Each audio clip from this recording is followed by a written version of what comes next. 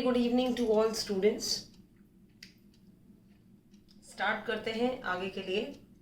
कल मैंने आपको नाउन का एक बेसिक पार्ट बता दिया था, प्लस इंट्रोडक्शन दिया था, बहुत सारे आपके एग्जाम्स के बारे में भी बताया था, ठीक है। और अब थोड़ा बहुत भी टाइम को वेस्ट ना करते हुए will move forward towards the rules of noun, ठीक है। अब देखो भाई, एक बात है, क्या बात है कि नाउन के रूल्स हमें क्यों पढ़ने हैं भाई? नाउन के रूल तो एग्जाम में पूछते नहीं है, ठीक है। मैंने आपको कल भी वही बात बताई थी वीडियो में कि आपका जो मेन एरा है, जो मेन टारगेट है, जो मेन गोल है, वो आपका है error. Error is your main goal. To spot the error, उसके लिए हमको पढ़ना है पार्ट्स ऑफ स्पीच, ठीक है। To spot the errors, we all have to read about parts of speech. और parts of speech में हमें वो सारे 8 parts of speech पढ़ने हैं। क्लियर है भाई? पढ़ना तो है ही, बिना पढ़े तो कुछ होना नहीं है, ठीक है। बिना पढ़े भी देख लिया, पढ़ के भी देख लो, थोड़ा सा मेहनत तो करनी पड़ेगी भाई, ठीक है। बिना मेहनत किए कुछ नहीं मिलता। आज हम खड़े हैं तो मेहनत की है तब खड़े, ठीक है। ऐसे कोई नहीं खड़ा हो जाता है। ऐसे भी किसी को भी खड़े होने के लिए बोलो ना, कोई फ्रेंड के ऊपर भी एक वर्ड नहीं बोल पाएगा, ठीक है। तो if you are working hard then please लग जाओ। वैकेंसीज निकलने वाली हैं, ठीक है। बहुत अच्छे से लगना है, बस दैट्स इट, ठीक है। हासिल करना है। कहा था ना, पहले सूरज की तरह जलना पड़ेगा, फिर जाके सक्सेस मिलेगी, ठीक है। तो स्पॉटिंग एरर्स हमारा पहला एक टॉपिक है जिसमें हमें बहुत सारी चीज़ों को कवर करना है, ठीक है। तो कल हमने नाउन से स्टार्ट किया था, आज हम आपके रूल्स से स्टार्ट करेंगे। लेकिन वो रूल्स होंगे किसके? ऑब्वियसली क्लास नाउन के ही रूल्स होंगे, ठीक है। अब नाउन के रूल्स को बहुत इंटरेस्टिंग वे में पढ़ना है। कैसे पढ़ना है? बहुत सारी बुक्स हैं, बहुत सारा सब कुछ है, ठीक है। अब पढ़ते हो, समझ में नहीं आता है। ऐसा थोड़ी है नाउन के सिर्फ एक ही रूल है या 2 रूल है भाई। English has so many exemptions, बहुत सारे एक्सेप्शंस हैं इंग्लिश में भी, ठीक है। बहुत सारे एक्सेप्शंस हैं इंग्लिश में, ठीक है। तो एक एक्सेप्शन खड़ा हो जाता है, फिर एक एक्सेप्शन आ जाता है, फिर एक एक्सेप्शन आ जाता है, फिर कुछ आप पढ़ते हो, फिर कोई एक्सेप्शन आ जाता है। So to avoid all these exceptions, कहीं ना कहीं तो रूल्स पढ़ने ही पड़ेंगे, ठीक है। बट बहुत अच्छी इंटरैक्टिव स्टडी होगी। रूल्स बिल्कुल भी आपको बर्डन नहीं लगेंगे। It's very quiet and simple and easy, ठीक है, टू ग्रास्प। ओके, सबसे पहला रूल भाई, सबसे पहले रूल पे अगर हम पढ़ें, सबसे पहला रूल तो सबसे पहले रूल के लिए एक इंफ्रास्ट्रक्चर मैं तैयार कर देती हूँ, ठीक है। तो इंफ्रास्ट्रक्चर आपका सबसे पहले एक एग्जाम्पल से हम तैयार कर देते हैं। एग्जाम्पल में मैंने मेंशन किया है सिटी, और सिटी के बाद मैंने लिखा है city after city, city after city. यही हमारे पूरे स्ट्रक्चर, सेंटेंस का स्ट्रक्चर बनने वाला है। कैसे बनने वाला है? इफ आई से, हमारा रूल यही कहता है कि हमारे अगर 2 सेम नाउन, सुन लेना क्लास अच्छे से, सारे स्टूडेंट्स अच्छे से सुन लेना। अगर हमारा रूल भी यही कहता है, इसी एग्जाम्पल से हमारा रूल डेवलप हुआ है, एस्टैब्लिश हुआ है। अगर हमारे पास 2 नाउन है, 2 नाउन का मतलब हो गया we are having the second noun same with the first one, और इन दोनों को कनेक्ट करते हुए लगा है बीच में कौन? प्रीपोजिशन। कल ही मैंने आपको बताया था, प्रीपोजिशन वो वर्ड होता है जो पहले लगता है और पोजीशन के लिए लगाया जाता है, यानी प्लेस के लिए लगाया जाता है, ताकि सब्जेक्ट और ऑब्जेक्ट में रिलेशन बताया जा सके। क्लियर हो गई बात? ठीक है। अब रूल आपका ये कहता है बेटा, एक noun, first noun, second noun, और जो सेकेंड नाउन है वो बिल्कुल सेम होना चाहिए फर्स्ट नाउन के, और दोनों को कनेक्ट कौन करे? कोई प्रीपोजिशन कनेक्ट करे। जैसे कि एक स्ट्रक्चर आप देख रहे हो, सिटी आफ्टर सिटी, आप देख रहे हो सिटी आफ्टर सिटी।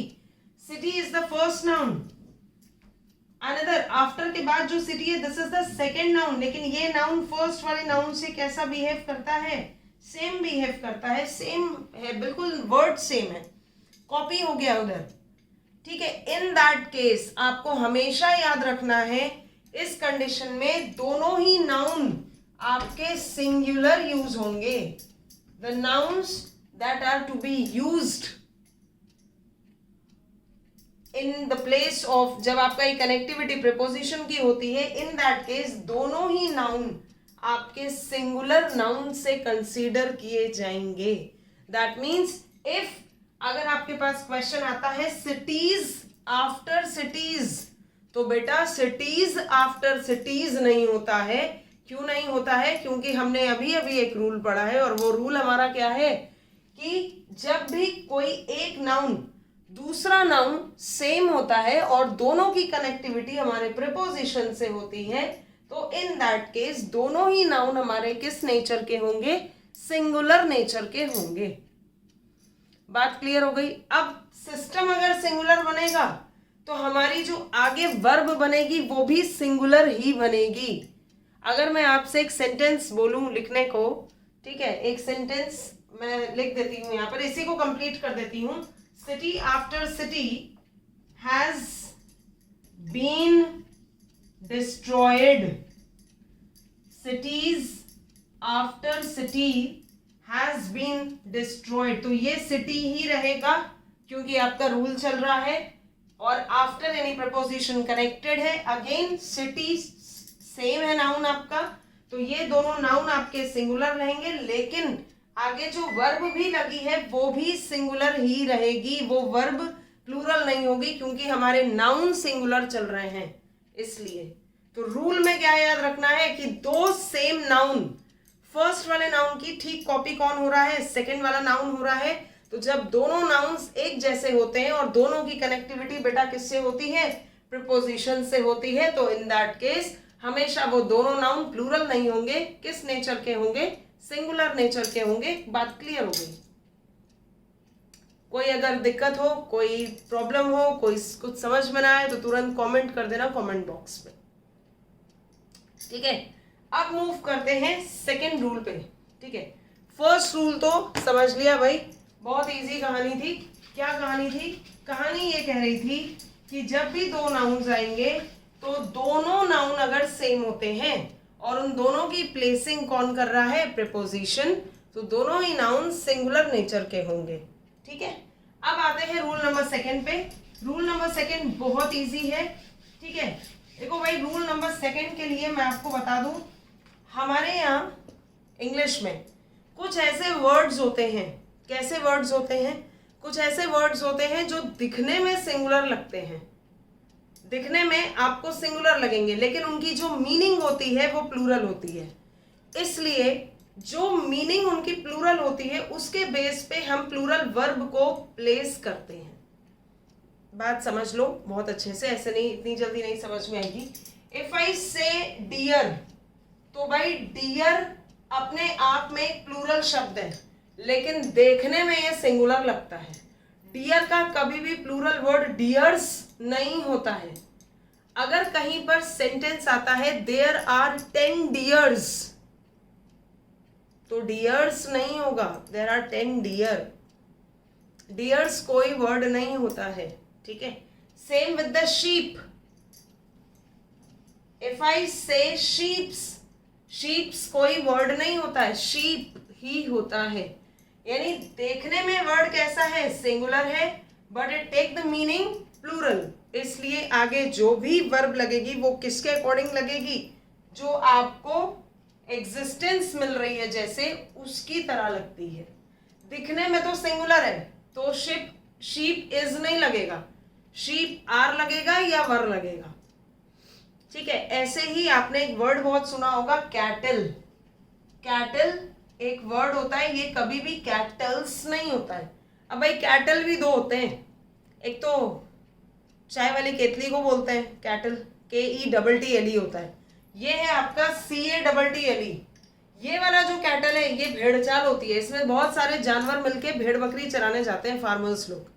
ठीक है, तो ये कैटल जो है वर्ड कैसा है भाई? देखने में कैसा है? सिंगुलर है. क्यों सिंगुलर है? क्योंकि जाहिर सी बात है S या IES लगा होता है. हमारी ऑब्जर्वेशन वही कहती है कि एक ऐसा वर्ड जिसमें S या IES लगा होता है वो वर्ड तभी प्लूरल होता है, लेकिन इस वर्ड में तो S लगा ही नहीं है भाई. तो क्या हो जाएगा? ये पूरा वर्ड कैसा है? दिखने में सिंगुलर है, लेकिन इसकी जो मीनिंग है वो कैसी है, वो प्लूरल है। तो जब मीनिंग हमारी प्लूरल है तो आने वाला जो वर्ब है यानी आने वाली जो क्रिया लगेगी वो कैसी लगेगी, जाहिर सी बात है प्लूरल लगेगी। ठीक है, यानी अगर मैं एक सेंटेंस आपको दूं, बहुत सिंपल है, cattle is grazing in the field, cattle is grazing in the field, तो cattle is grazing in the field नहीं होगा, क्या होगा, cattle are grazing या were grazing in the field, it depend, यानी एरर आपकी कौन से पार्ट में आएगी, इस पार्ट में आएगी। क्यों आएगी, क्योंकि भाई कैटल यहाँ पर प्लूरल को कंसीडर किया गया है ना कि सिंगुलर को। ठीक है, ऐसे ही बहुत सारे वर्ड्स हैं, फॉर एग्जाम्पल जैसे कि आपका हो गया सीनरी। ठीक है, तो अगर मैं आपसे कहूं ही सॉ ब्यूटिफुल सीनरीज, तो सीनरीज कोई वर्ड नहीं होता है, सीनरी होता है। ऐसे ही फर्नीचर्स कोई वर्ड नहीं होता है, फर्नीचर होता है। फर्नीचर अपने आप में कंप्लीट वर्ड है, इट डजंट मेक। अगर हम एक टेबल और एक चेयर और एक अगर हम शॉप पे विजिट करते हैं फर्नीचर की, तो हम ये नहीं बोलेंगे फर्नीचर्स की शॉप पे गए थे। ठीक है, हम बोलेंगे हम फर्नीचर की शॉप पर गए थे। फर्नीचर की शॉप पे जितने भी वुडन मटेरियल है उन सबको कोलैबोरेट करके फर्नीचर बोला गया है, ना कि फर्नीचर्स। तो furnitures is not a correct word, furniture is the correct word. ठीक है, सेम अगेन सेम रूल यहां पर भी अप्लाई होगा। रूल क्या कहता है हमारा, रूल हमारा बस शॉर्ट फॉर्म में है कि कुछ ऐसे वर्ड्स हमारे पास होते हैं, हमारे इंग्लिश के डिक्शनरी में ऐसे कुछ वर्ड्स होते हैं जो देखने में सिंगुलर होते हैं लेकिन उनकी अपने अंदर ही मीनिंग कैसी होती है, प्लूरल होती है। लेकिन वो हमेशा अपने साथ वर्ब भी कैसा लेकर चलेंगे, प्लूरल वर्ब लेकर चलेंगे। बात क्लियर हो गई। हमारे दो रूल अभी तुरंत कंप्लीट हो गए। पहला रूल क्या था भाई, पहला रूल एक बार रिवाइज कर लेते हैं। पहला रूल था दोनों ही नाउन अगर हमारे कैटेगरी में सेम है, ठीक है, फर्स्ट नाउन अगर हमारा कनेक्टेड है प्रीपोजिशन से और सेकंड नाउन भी कनेक्टेड है, ठीक है, यानी दोनों नाउन्स कनेक्टेड हैं प्रीपोजिशन से और सेकंड नाउन फर्स्ट नाउन से सेम है, तो दोनों ही नाउन सिंगुलर पोजीशंस को होल्ड करेंगे। पहला रूल था। सेकंड रूल ये था कि कुछ वर्ड्स ऐसे होते हैं जो दिखने में सिंगुलर होते हैं लेकिन उनकी अपीयरेंस कैसी होती है, प्लूरल नेचर की होती है, इसलिए आगे आने वाला जो वर्ब आपका प्लेस किया जाएगा वो प्लूरल ही प्लेस किया जाएगा। Is that clear everyone? आगे बढ़ते हैं रूल नंबर 3 के लिए। Next rule number 3। अब भाई रूल नंबर 1 और 2 क्लियर हो गए, रूल नंबर 3 पे आते हैं क्लास। रूल नंबर 3 हमारा जस्ट रूल नंबर 2 के अपोजिट है। ठीक है, रूल नंबर 3 क्या कहता है, रूल नंबर 3 हमारा ये कहता है नाउन का कि कुछ वर्ड्स ऐसे होते हैं जो दिखने में प्लूरल होते हैं but they take the meaning singular. एक बहुत अच्छा एग्जाम्पल है, ज्यादा कहीं दूर जाने की जरूरत ही नहीं है। ठीक है, न्यूज भाई दिखने में कैसा है, प्लूरल है, लेकिन मीनिंग कैसी लेता है, सिंगुलर लेता है, इसलिए इसके साथ आने वाली कोई भी वर्ब कैसी लिखी जाएगी, हमेशा सिंगुलर लिखी जाएगी। Singular verb is used with news. हम ये नहीं बोलते हैं the news are, the news is. यही छोटी छोटी एरर्स हैं जो देखने में अभी आपको लग रहा है कि अरे ये तो बहुत सिंपल है, ऐसी एरर्स कहाँ आती हैं बैंक में, इन्हीं सब चीजों से एरर्स बनती हैं। यही छोटी छोटी एरर्स जब आपके फॉर्मेशन में बनते हैं, सेंटेंसेस में फॉर्मेशन में बनते हैं, तब यही एरर्स आपको फाइंड आउट करने में प्रॉब्लम होती है। अभी तो आपको अच्छा लग रहा है क्योंकि आप रूल्स पढ़ रहे हो भाई, नाउन में 50 से 60 से 100 से 200 तक रूल्स हैं, सारे पढ़ लोगे, आप कहोगे अरे हम तो कर लेंगे, ये तो बहुत इजी रूल्स हैं। बट जब ये सेंटेंस के फॉर्मेशन में आते हैं और जब वो सेंटेंसेस 2-2, 3-3 और 4-4 लाइन्स के आते हैं तो फिर एरर को स्पॉट करने में बहुत परेशानी होती है भाई। ठीक है, इसलिए इजी तो है ही क्योंकि मैं पढ़ा रही हूँ। ठीक है, जाहिर सी बात बस ये है कि इजी है। ठीक है, क्यों इजी है, क्योंकि मैं पढ़ा रही हूँ। ठीक है, चलिए अब ऐसे वर्ड हमें मिलेंगे कहाँ जो दिखने में प्लूरल होंगे और मीनिंग सिंगुलर लेंगे। ठीक है, तो भाई सब्जेक्ट्स पढ़ते हो, फिजिक्स पढ़ते हो, मैथ्स पढ़ते हो। ठीक है, तो फिजिक्स एस लगा हुआ है लास्ट में। ठीक है, दिखने में कैसा लग रहा है, बोलते हैं ना, एक ऑब्जर्वेशन होती है माइंड की कि प्लूरल वर्ड वही बनता है जिसमें लास्ट में SIES लगा होता है। तो भाई नजर का बस धोखा है, नजर का धोखा ये कहता है कि वर्ड कैसा है देखने में, प्लूरल है लेकिन मीनिंग कैसी ले रहा है, सिंगुलर है। ठीक है, तो physics are my favourite subject नहीं, physics is my favourite subject. ठीक है, ऐसे ही फिजिक्स हो गया। एक वर्ड होता है एथिक्स, एथिक्स एक सब्जेक्ट है, कॉलेजेस में पढ़ाया जाता है, जहां पर बहुत सारी चीजें आप पढ़ते हो। ठीक है, जब कोई मेन सब्जेक्ट के उसमें चढ़ते हैं तो एथिक्स वगैरह भी पढ़ाई जाती है कभी कभी। ठीक है, ओलंपिक्स, तो ओलंपिक्स जाहिर सी बात है वर्ड कैसा है दिखने में, वर्ड दिखने में प्लूरल है लेकिन मीनिंग कैसी ले रहा है, सिंगुलर, इसलिए इसके साथ हमेशा कैसी वर्ब लगाई जाएगी, सिंगुलर वर्ब लगाई जाएगी। बात क्लियर हो गई? ठीक है, अब एक सेंटेंस आपको देते हैं। ठीक है, सेंटेंस देते हैं और सेंटेंस है आपका क्या, सेंटेंस है आपका पॉलिटिक्स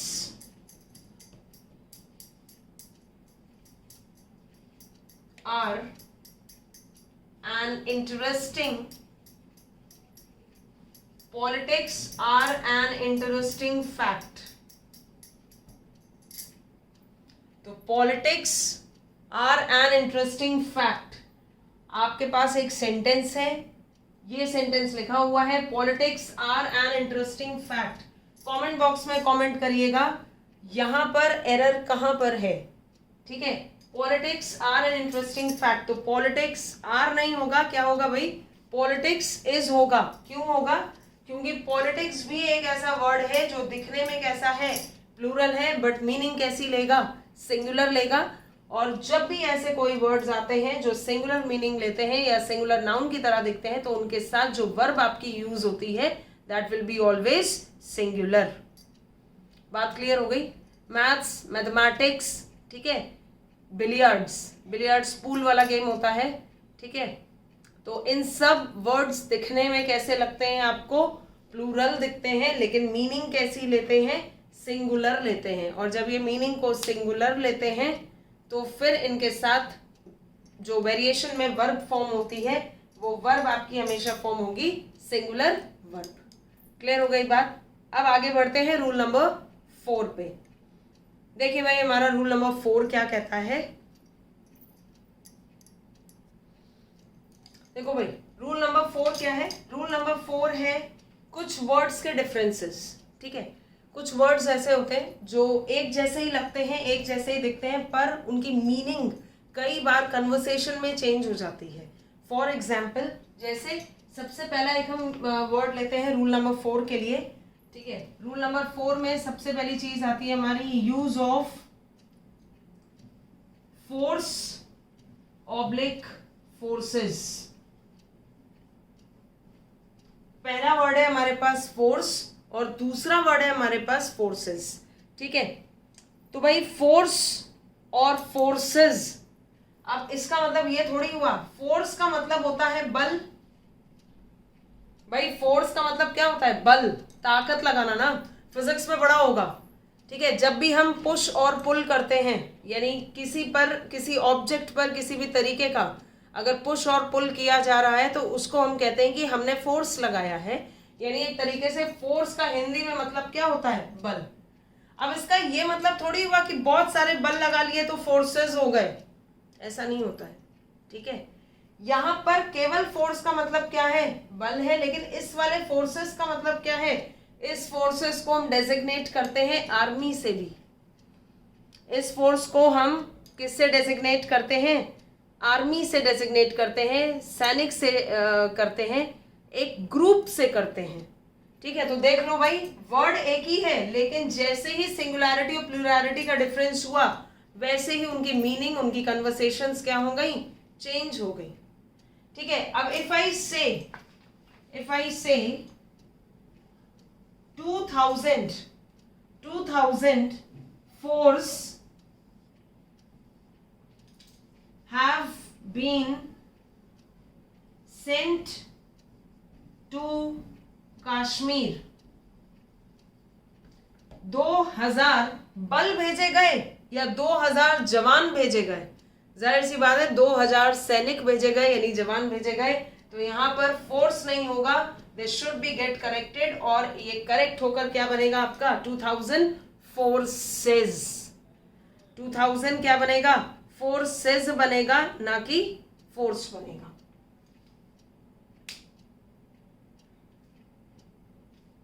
ठीक है,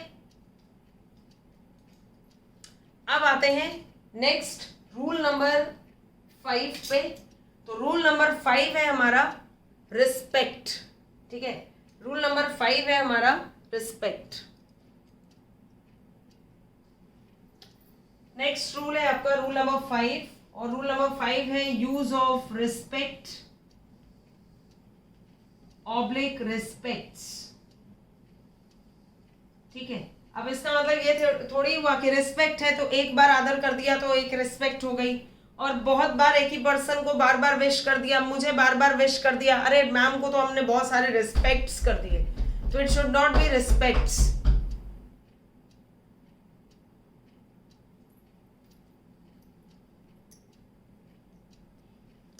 ठीक है, तो अब क्या है भाई, रिस्पेक्ट का मतलब हो गया आदर करना। ठीक है, रिस्पेक्ट का मतलब होता है आदर करना, लेकिन रिस्पेक्ट्स का मतलब क्या होता है? किसी को अपना ग्रांट भेजना, यानी किसी को अभिवादन भेजना। ठीक है, तो यहाँ पर रिस्पेक्ट का मतलब चेंज हो गया है। तो जैसे ही आपके ये सिस्टम बदलते हैं, प्लूरल से सिंगुलर आपके जो कन्वर्सेशन है जब बदलते हैं, और बदलने के बाद आपकी इनकी मीनिंग्स क्या हो जाती है, पर्टिकुलरली चेंज हो जाती है। अब जैसे फॉर एग्जाम्पल मैं आपको बताऊं, एक एग्जाम्पल है, एग्जाम्पल ये कहता है हमारा, I have sent respect to your father. I have sent respect to your father. अब यहां पर सेंटेंस के मीनिंग को देखना क्लास। सेंटेंस का मीनिंग क्या कह रहा है? सेंटेंस का मीनिंग ये कह रहा है, क्या मैं आपके पिताजी को आदर भेजता हूं? आदर नहीं भेजता हूं, मैं आपके पिताजी को अपना अभिवादन भेजता हूं, इसलिए यहाँ पर रिस्पेक्ट नहीं होगा, यहाँ पर क्या आएगा आपका रिस्पेक्ट्स आएगा। इसलिए I have sent respects to your father. देखो भाई, रूल पढ़ोगे तो एरर समझ में आएगी, और इससे भी एक बेहतर तरीका मैं आपको बता दूं, क्योंकि अब हमारी क्लासेस ऐसे ही चलेंगी, तो इन क्लासेस के साथ आपको क्या करना है, एक न्यूज़पेपर होल्ड करना है। न्यूज़पेपर परचेज नहीं करना है, कुछ नहीं करना है। आजकल टेक्नोलॉजी इतनी इंक्रीज हो चुकी है कि you might take the Hindu का आप एक पेपर सब्सक्राइब कर लो। ठीक है, उसमें क्या होता है, आपको एरर पता चलेंगी। जब आप उसके सेंटेंसेस को पढ़ोगे आपको बहुत सारी नई नई एक तो वोकैब्स भी मिलेंगी, प्लस आपको स्पॉटिंग एरर का जो एक मेन रोल डेफिनेशन मिलेगा वो द हिंदू के पेपर से ही मिलेगा। बात क्लियर हो गई? ठीक है, अब आगे बढ़ते हैं रूल नंबर 6 पर। रूल नंबर 6 आता है हमारा, रूल नंबर 6 बहुत इजी है, अभी हमने इससे पहले भी किया है। 6 रूल नंबर पर आता है हमारा फिजिक्स और फिजिक। तो भाई फिजिक्स और फिजिक में बहुत डिफरेंस नहीं है, सभी को पता है। फिजिक शरीर की जो भी अपीयरेंस होती है, बॉडी का जो स्ट्रक्चर होता है वो हमारा फिजिक होता है। लेकिन फिजिक्स अगर हम पूछें, अगर हम कहें यार तुम्हारे शरीर का फिजिक्स, तो तुम्हारे शरीर का फिजिक्स नहीं, फिजिक्स तो एक सब्जेक्ट है। तुम्हारे शरीर का फिजिक जो बॉडी का अपीयरेंस होता है उसको हम फिजिक बोलते हैं, लेकिन जो सब्जेक्ट होती है उसको हम क्या बोलते हैं, उसको हम फिजिक्स बोलते हैं। बात क्लियर हो गई? ठीक है, आगे बढ़ते हैं। आगे है आपका स्पेक्टेकल। स्पेक्टेकल सब लोग जानते हैं, चश्मा। ठीक है, तो स्पेक्टेकल के साथ एक बहुत अच्छी सी चीज है, क्या है कि स्पेक्टेकल जो है वो स्पेक्टेकल्स भी हो जाता है। ठीक है, यानी अगर मैं स्पेक्टेकल की बात करूं तो स्पेक्टेकल को आप प्लूरल फॉर्म में स्पेक्टेकल्स भी लिख सकते हो। और कैसे लिख सकते हो, क्या उसका सिस्टम होता है वो देखते हैं। ठीक है, तो स्पेक्टेकल का क्या हो गया, स्पेक्टेकल का हो गया आपका पहले स्पेलिंग लिख लो।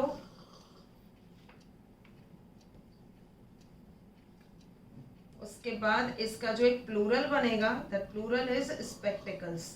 ये वाला जो स्पेक्टिकल्स है ये चश्मा है। ये वाला जो स्पेक्टिकल्स है जिसमें एस लगा है ये चश्मा है।